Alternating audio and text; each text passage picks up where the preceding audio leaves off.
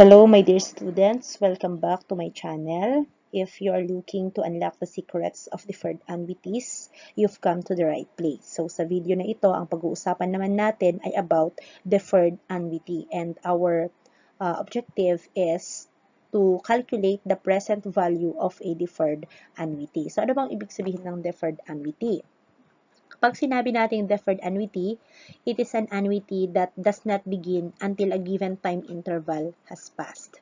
Ibig sabihin, the payments do not necessarily start at the beginning or at the end of the next compounding period. So, hindi agad-agad magsisimula yung iyong pagbabayad. So, meron tayong tinatawag na period of deferral. So, kapag sinabi nating period of deferral, it is the time between the purchase of an annuity and the start of the payments of the deferred annuity. So, para mas maintindihan natin ang ibig sabihin ng deferred annuity, let's have the example on the next slide. Suppose a senior high school student wants to purchase a cellular phone for online learning. He decided to pay 2,000 monthly for 1 year starting at the end of the 4th month. If the interest rate is 9% converted monthly, how much is the cash value of the cellular phone? So, yung cash value ang hinahanap, ibig sabihin, ito yung present value of the cellular phone kapag babayaran niya in cash. So, papaano natin i-compute yung cash value or present value ng deferred annuity na ito? So, para mas maintindihan natin yung problem, let us illustrate its cash flow. So, accordingly, the first payment will be made at the 4th month. So, ibig sabihin, yung first payment natin ay nandito at the end of the 4th month. So, yung number 1 na yan, that is the end of the 1st month. Yung number 2, that is the end of the 2nd month. Number 3, that is the end of the 3rd month. Number 4, that is the end of the 4th month. So, at the end of the 4th month, dyan siya magsisimula na magbabayad ng tag to 2,500. So, ilang beses yung kanyang pagbabayad ng 2,500? So, sabi rito, magbabayad siya ng 1 year. So, kaya ito ay 12 na tag to 2,500. So, 1, 2, 3, 4, 5, 6, 7, 8, 9, 10, 11, 12. So, yan yung cash flow. So, ano ang tawag doon sa first 3 periods na yon? Ang tawag po dyan ay yung period of deferral. So, dyan sa period na yan ay wala siyang bayad. So, yung period of deferral natin bale ay 3 months o kaya ay, ang tawag doon ay 3 periods of deferrals. Paano kaya natin kukunin yung cash value or present value ng cellular phone? So, yung first step that we are going to do is we are going to get the present value during the entire period in the cash flow. So, ibig sabihin, we are going to assume that the first payment is made at the end of the first month. So, kapag nag-start yung payment at the end of the first month, ibig sabihin 15 times na maghuhulog yung estudyante. And then, after that, we are going to get also the present value during the period of deferral, yung 3 months na yan. Kukunin din natin yung kanyang present value. And then, yung last step is we are going to get the difference between the two present values. So, yung present values ng kabuuan minus the present value during the period of deferral. So, yun ngayon yung cash value or present value ng cellular phone. Again, yung ating first step is we are going to find the present value assuming that there are no skip payments. It means that we are going to assume that payments are also being made during the period of deferrals. So, ibig sabihin, walang skip payments. So, nagbayad din tayo ng 2,500 at the end of the first month, 2,500 at the end of the second month, and 2,500 at the end of the third month. So, paano natin kukunin yung present value niyan? So, i-identify muna natin yung given. So, yung ating regular payment, that is capital letter R, is 2,500. O, nasa given yan. At ang ating interest rate is 9% or in decimal form, that is 0.09. And then, Yung N is, it is compounded monthly. So, converted monthly, kaya yung ating N ay 12.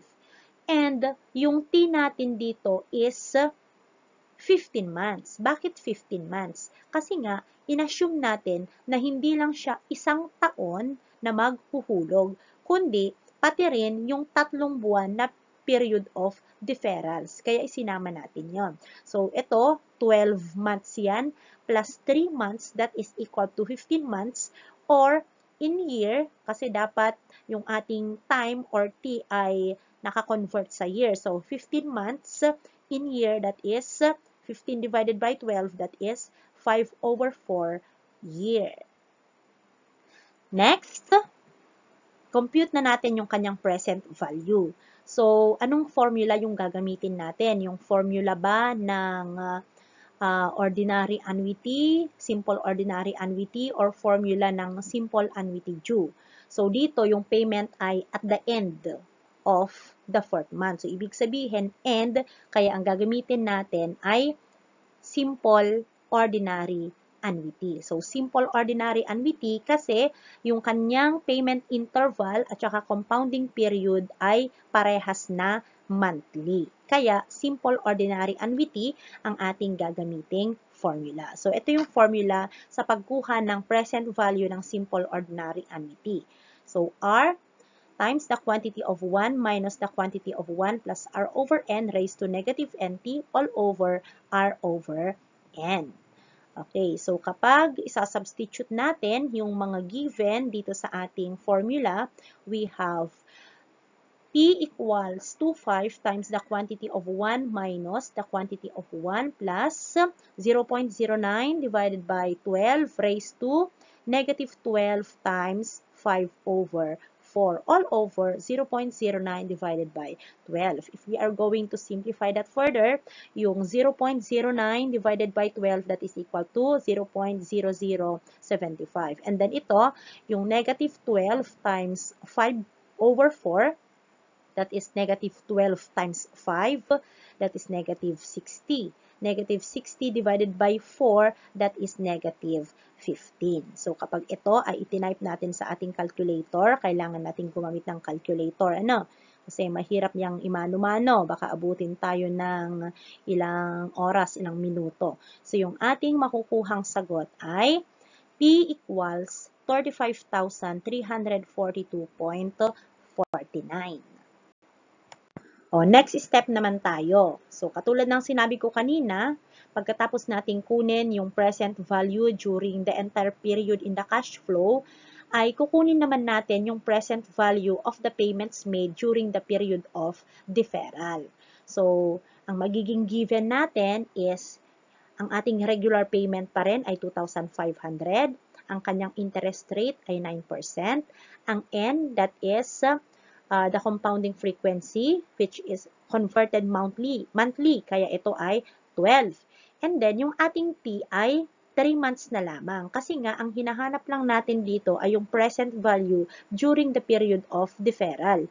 At yung period of deferral natin ay 3 months. So, that is the first month, end of the first month, end of the second month, and end of the third month, kaya 3. Or, in year, that is equivalent to 1/4. Next, hanapin natin yung kanyang present value. So, P equals yung capital letter R, which is 25, times the quantity of 1 minus the quantity of 1 plus 0.09 all over 12 raised to negative 12 times 1/4 all over 0.09 over 12. So, kapag sinimplify natin yan, we have yung 0.09 divided by 12, that is 0.0075. And then yung exponent na negative 12 times 1/4, negative 12 times 1, that is 12 divided by 4, that is 3. So, 3 times negative 1, kaya ito ay negative 3. Ngayon, kapag itinype natin yan sa ating calculator, ang makukuha nating sagot ay 7,388.89. So, ibig sabihin, itong value na ito, yung present value during the period of deferrals. And our last step is we are going to subtract the computed value in step 2 from the computed value in step 1 para mahanap natin yung cash value ng cellular phone. So, our final answer will be P equals 35,342.49 minus 7,388.89, and that is equal to 27,953.60. So it means that the cash price of the cellular phone is 27,953.60. So, yun po yung mga steps sa pag-compute ng present value ng deferred annuity. So, let's repeat. Yung una is find the present value assuming payments are also being made during the period of deferral. Ibig sabihin, there are no skipped payments. But be mindful po sa formula na gagamitin natin. So, kapag yung payment will be made at the end of the period. So, syempre, yung gagamitin natin ay yung formula ng ordinary annuity. Pero, depende pa rin yun kung yun ay simple o kaya ay general. So, kapag simple ordinary annuity, we are going to use yung formula for simple ordinary annuity. Pero, kapag general ordinary annuity, ay kailangan muna nating gawin yung conversion bago natin gamitin yung formula na katulad ng simple ordinary annuity. So, pangalawa is find the present value of the payments made during the period of deferral. And the last is we are going to subtract the computed value in step 2 from the computed value in step 1. That's it for now. Thank you for watching. I hope you found this tutorial helpful and inspiring. Thanks for watching. See you in the next tutorial. Take care and keep learning.